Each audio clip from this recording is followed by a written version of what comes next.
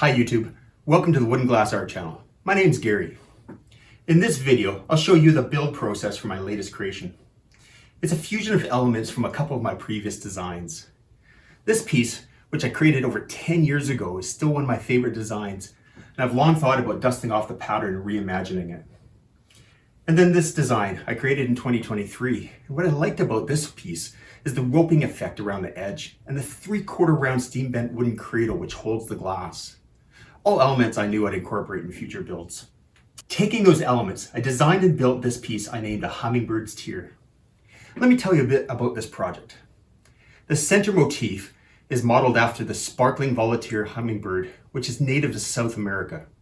It's one of the largest species of hummingbirds and is known for its very colorful feathers. The body is made up of green and violet glass. The wings are made of iridescent glass to mimic that blur you see when they're in flight. And it hangs in the middle of clear, wavy glass, which represents the wind and air. The roping is a combination of blue and green irregular textured bubble glass with rippled iridescent glass for the backing, which produces a glinting jewel effect when the light strikes it.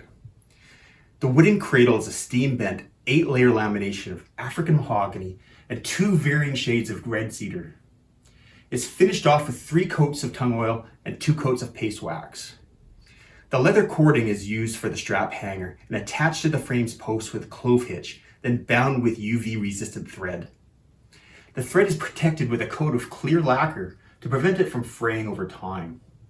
Including the frame, this piece is 15.5 by 17 inches and all in took me around 40 hours to complete.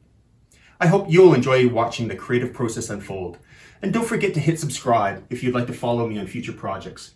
I'm always creating. That said, let me show you.